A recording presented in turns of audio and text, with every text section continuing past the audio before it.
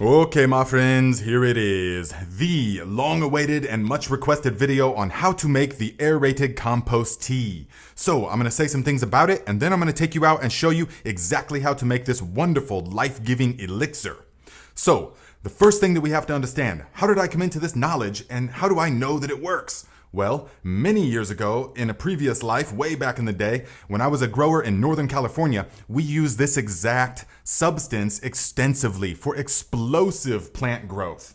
And so if you do this right, it's all that you need. This will be all that you need to fertilize your entire garden. And one of the huge benefits is that it smells delightful. It's not like the J-Dom ferment, the anaerobic ferments, which are still good, don't worry, but they just smell so rancid like death.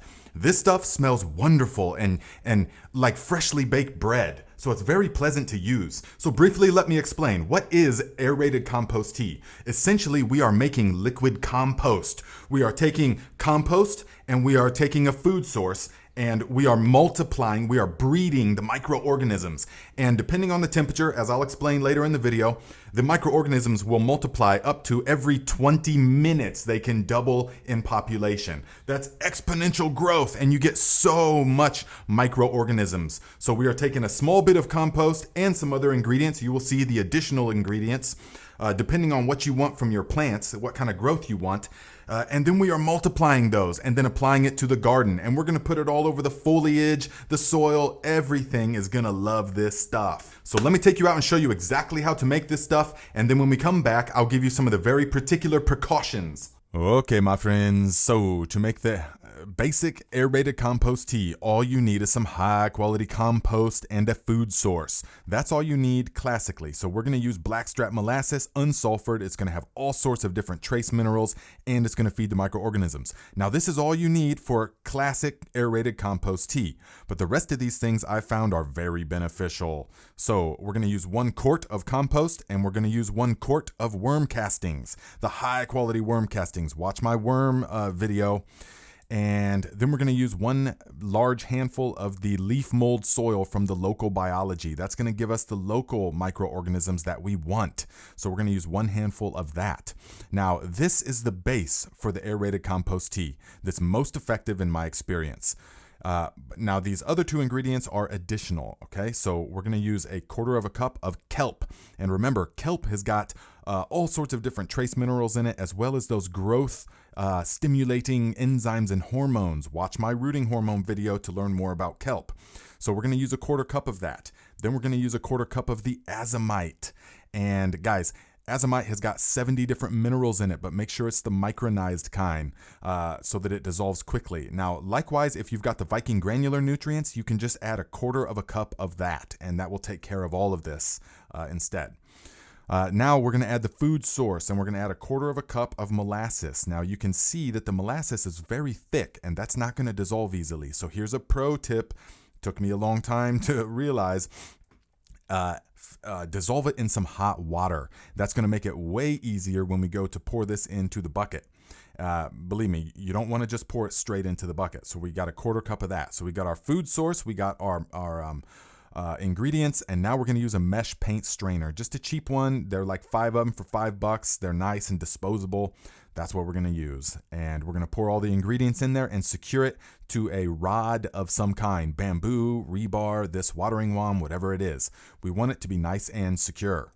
Next thing, we're going to prepare the bucket. And if you're using city water, then you want to aerate it for 12 hours beforehand. So here the water is about 66 Fahrenheit, about 19 Celsius. That's too cool for me right now because I want it to be quick. So I'm going to set the thermostat to 80 degrees and heat that water up. Then we're going to get us this high quality air pump. This is the main investment right here, is this air pump.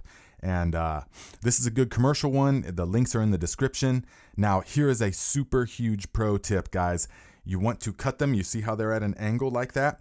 Now get you a big socket like this and stuff them through the socket. Believe me, if you don't, then the air hoses are just going to float at the surface and spatter around, and it's going to be very ineffective. This way, when you put it through a socket like this, makes it very nice because it will sink right to the bottom, and these things do not come loose. They should be nice and secure, just like that, so that they are not going to be floating. Then we're just going to drop that into the bucket, and we are going to turn on that aerator for 12 hours. That's going to heat the water, and that's going to evaporate some of the chlorine and other chemicals in it. So here we are 12 hours later, and it's the evening time. The water temperature is 81 Fahrenheit, 27 Celsius. Now we're going to take our materials that we had, our compost and the food source, and we're just going to place it right on top of the bubbler like that. And we're going to gently massage it, not too vigorous, just gentle enough to get everything activated. And we're going to add our food source. This is the quarter cup of the molasses that's been diluted. Now at this time, if you have it, add about a half cup of the J-Dom fish fertilizer. Any of the fish fertilizers, the hydrolysate is going to work good. Now, this has been brewing for 24 hours, and 24 hours is pretty much the sweet spot, especially at this high of a temperature. So I'll explain temperature later, but 24 hours is pretty much what you want to do. Now, it's more forgiving though. It can be up to 48 hours if it's cooler temperatures. Now we're just going to remove this bag, and we are going to put that on the compost. Now is when, after it's done brewing, now is when we can add our additional ingredients. If we want explosive leaf growth, add another quarter of a cup of the fish fertilizer. We can add 5 teaspoons of the water-soluble calcium, the vinegar solution. We can add 5 ounces of the labs. All of that we would add after the brewing process right now. Then, after all those things are added, we will dilute it.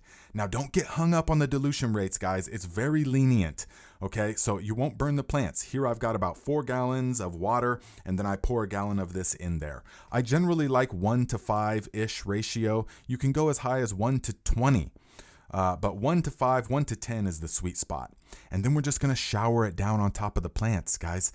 And this is going to get absorbed by the leaves. It's going to help to crowd out any pathogens. This stuff, you will see what it does. I mean, the colors are vibrant. The microorganisms are able to do everything that they need. And this is the secret to a healthy garden, guys. Look at how luscious this produce is. And it's this way because it has everything that it needs. You know how good stuff does when you apply compost to it. This is liquid compost. Look at the colors. The flavors are just as magnificent, super bountiful. So we want to make sure that we apply this in the evening time, not in direct sun. Do not apply in the direct sun. Now, here are these baby little collard greens, guys. We'll give them a little drink too, and you will see how big them things get. Now, typically, I never put anything on tomato leaves, but this stuff, you can absolutely douse the tomatoes in. It will not cause the blight. It will not cause the powdery mildew or any of that stuff. It will only help to solve those things. Now we're also going to put it on the carrots. These are some nice high-quality Uzbek carrots from Baker Creek Seeds. I really like them. And these are some Nantes carrots. Just getting started. So we're going to pour it all over them. Even our herbs like this lime basil and the chamomile, we're going to go ahead and put it on those as well because it's going to enhance the terpenes and the odoriferous resins of all these plants. Ask me how I know that. And guys, midsummer, your garden will look like this, bursting with life, harvesting produce constantly all summer long. Everything that the garden needs is there in the aerated compost tea. If you do it right, there's no need for anything else. Now, let me know if you guys want to see how I do it on a larger scale. Here's my 55 gallons, and this is how I do the whole garden, actually. And I don't use a watering can. I use a different method. But I've made this thing myself. Let me know if you want to see how to make this thing. It only costs about $10 and it works really good. Super easy to make. And this is how I do it on a larger scale. So let me know if you want to see that video. I can make that one next. Okay guys, so that's how you make it. Now, here are some precautions. Rule number 1, use the highest quality compost you can get. Bag stuff from the store isn't gonna cut it, I'm sorry. You need to make your own compost or find someone that's making it. It should be fresh and rich, and it should smell of forest floor. It should not smell rancid. It should not smell putrid. We don't want to use any of that in this because we don't want to multiply any of those microorganisms. Believe me, I know this. Ask me how I know from experience. So we want to use only the highest quality compost. And how do we know if our brew has gone off or gone too long? By the smell. So if it smells rancid or rotten, we can pour it on the compost pile, but we don't put it on the leaves of the plants. Just dump it out and start over. Put it on the compost pile and start over. It'll be a little bit of a learning curve, but not much. If you do exactly as this video shows, you're gonna have success. The next thing is, guys, you want to make sure that you clean this equipment, okay? Keep it clean. This is not like the anaerobic ferments. This is the aerobic. So we want it to be light and fluffy and smell good and be fresh and clean so that we can use it and we don't smell like the putrid stench of death, okay? Now, if you guys want to research this any further, I recommend these two books, Teeming with Nutrients and its counterpart, Teeming with Microbes.